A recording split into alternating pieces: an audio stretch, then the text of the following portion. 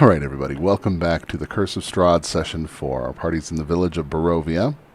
This was played on the 1st of July, 2017, and with us that night we had our Dark Elf, Half-Elf Bard, Graham, College of Valor. We had our Champion Fighter, Charred and Tenderfoot, Dragonborn. We had our Human Warlock, Pact of the Book, Agmand, Beatrix Fletcher, our Moon Druid, Rickvin, our Thief, and Sir Paladin Berdrick, our Vengeance Paladin. So they just met up. We met up after the Death House had finalized and everything had gone nasty in there. Delg, our Sorcerer, was unconscious still from his wounds he took exiting the Death House. Rickvin was missing, however. Rickvin was nowhere to be seen. So the party decided that since they were so beaten up, they were going to make for an inn. Making their way down the main east-west road in the center of Barovia village, they did come across an intersection where they decided to investigate a house where they heard some moaning noises coming from. In which case, they do find just as they're about to peek over the window to carefully investigate what's going on in this house, we're face to face with the Strahd zombie. And we roll up initiative. And the Strahd zombies differ from conventional zombies in 5th edition, whereas you can just kill a regular zombie. It's CR, I believe, half. And these are CR 1. Because if you deal more than 5 damage to them, you roll on an alternate table from the Curse of Strahd sourcebook, and potentially one of the limbs of the zombie falls off and starts attacking you as a separate entity from the zombie itself. So there's 3 of these zombies. I decided to randomize the roll, and that's where we ended up with, was 3 of them, versus our 5 party members at this point. And Delg had actually, it was 4 of them, because Delg had decided he was too wounded to help investigate. He was going to make his way down to the tavern himself, the inn, and he carried Delg with him. So we just have Chardon, Graham, Agmand, and Trixie at that point, doing battle with these 3 Strahd zombies. I was a little concerned, because that's potentially a little bit higher than the 4 of them can handle. But they handled it with grace, and we were doing some combat in and out of the house that they were searching, investigating. As the zombies come pouring through the window, or Chardon at one point fought one back into the house where he was fighting it, and at this point Rickvin steps out from between 2 houses, and no one actually even questioned where she'd been, but that's okay. And we continued battle, where Rickvin, from where she was standing, she was able to call out to Berdrick and tell them that we needed his assistance, and she actually, instead of engaging in melee, pulled out her short bow, and man, she got just a nasty shot finishing off this last zombie, pinning his head to the wall, separate from his body. It was wonderful. And so that was over, and they decided to continue on to the tavern. When they enter the tavern, it's I don't know if you've read the source material, it's known as the Blood of the Vine Tavern. I believe they just call it a tavern. I decided to make it an inn. The group needed a little bit of reprieve. That's fine. So they meet the barman, and I've decided to play him as a complete mute. All he does is sit there washing glasses and grunting at people. And if you ask him, and he says, "How much for an ale?" He goes, "Mm." "How much for a wine?" And he goes, "Mm." Continues washing his glasses. So they sit down, and they start deciding as to who's going to buy what. If maybe their bard is going to play a little bit to try to earn some money to pay for their food and lodging for the evening. And while they're deciding that, a man approaches. Ismark Golyanovich was his name. And he introduces himself and buys around for the whole table, as well as orders them some food. And yes, that's when he decided to tell everyone that he did need some help. His sister Irina Kolyana was he's not. Oh, forgive me. They're both the children of the burgomaster of Barovia, the village of Barovia.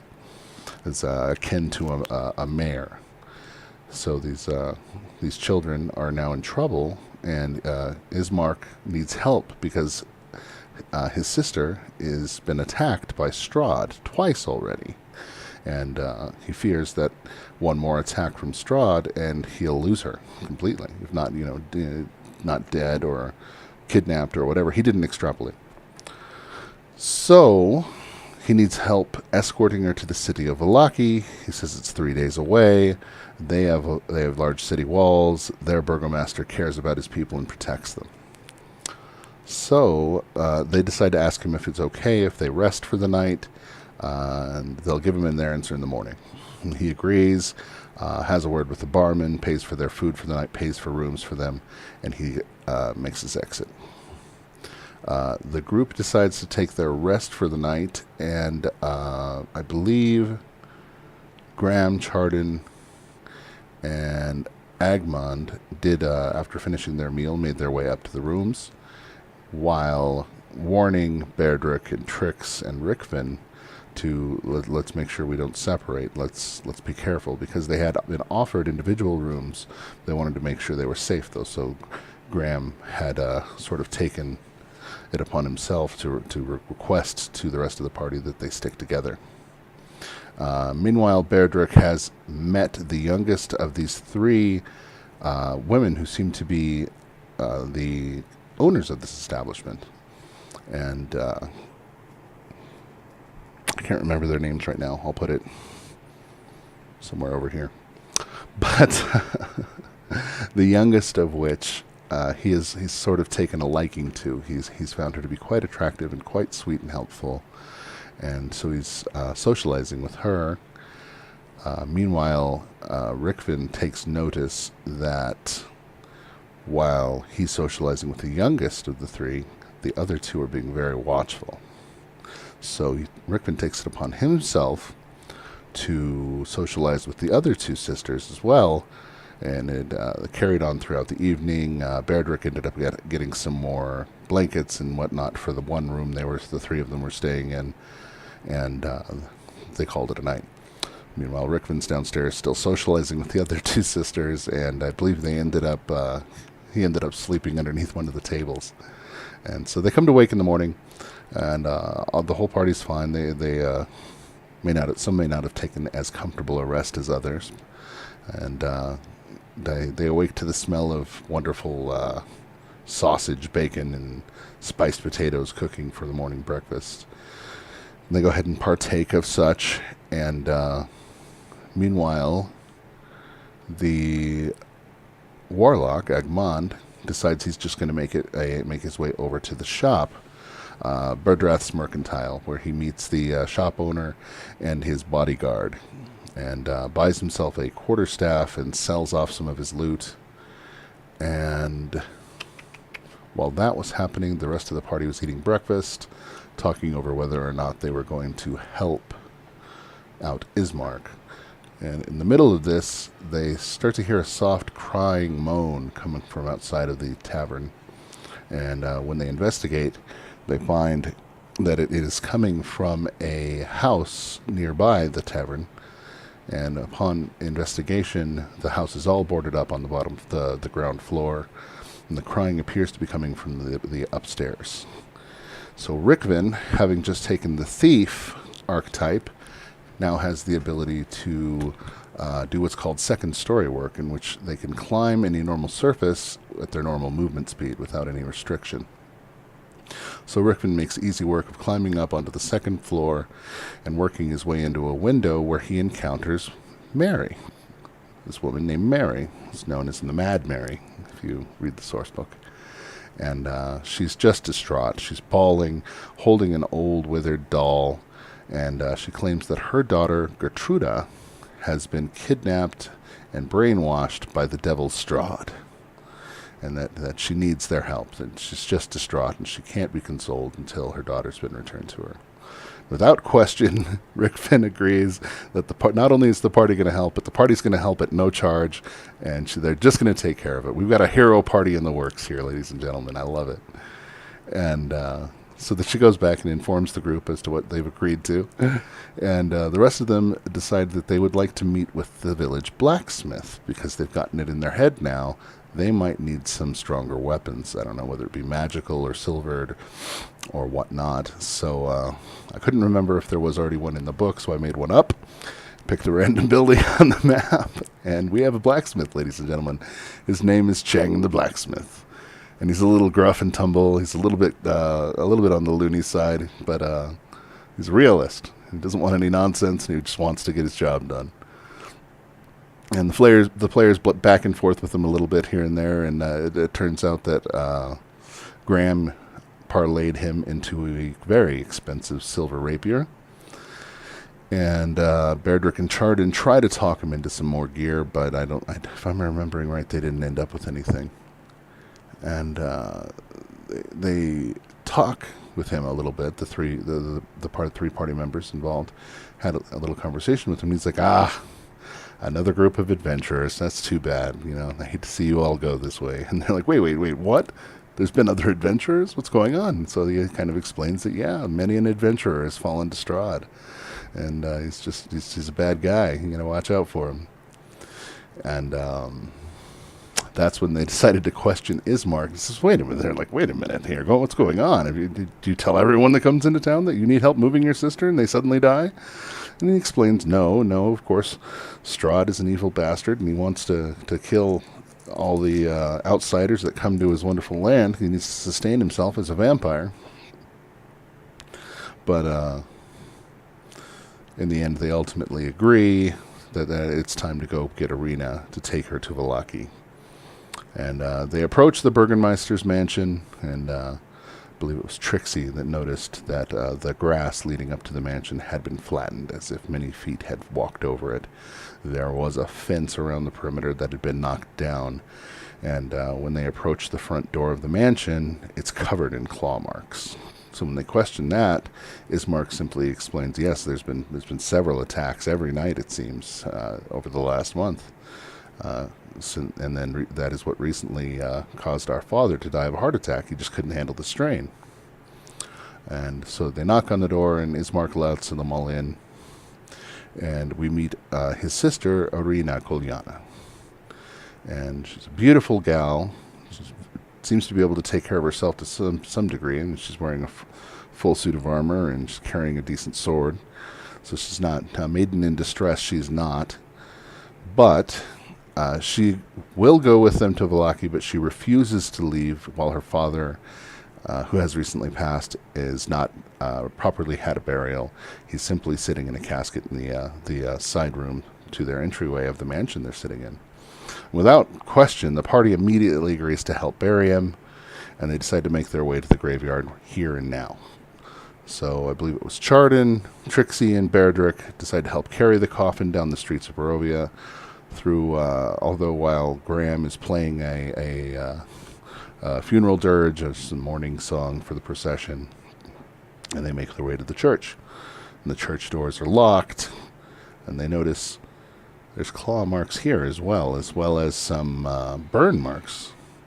So they knock on the door, and answering the door is this older, middle-aged to older man named Father Donovan. Introduces himself and says, yes, the Burgomaster's body. I assume you're here to bury him. So she shows them into the graveyard.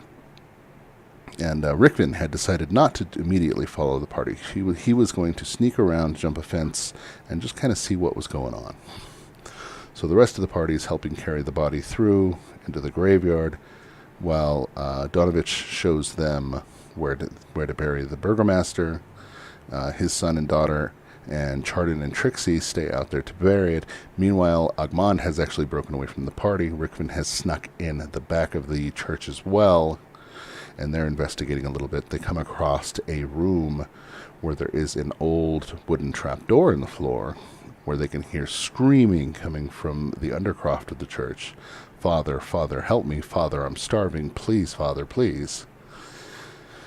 And so they didn't like that, so they decide to make their way back out into the church. And at this point, Berdrick has joined them as well, and they're talking about how they're going to get into this Undercroft, or just at least through this trapdoor to see what's going on. And it's almost like just as Rickfin had found the perfect lockpick, Berdrick had smashed the door open with his warhammer. So subtlety and stealth is gone. At this point, Donovich has heard the crash, and he's kind of sweating. He's hastening his way away from Graham and Trixie and Chardon to try to investigate that noise, because he's pretty sure of what's going on. Here's what's supposed to happen.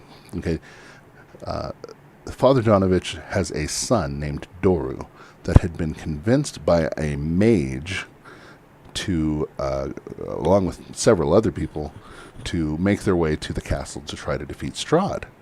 And when they failed, Strahd turned him into a vampire spawn. And Donovich, not knowing how to help him or how to cure him, simply locked him in the church's Undercroft, where he's been starving ever since. Hence the screaming.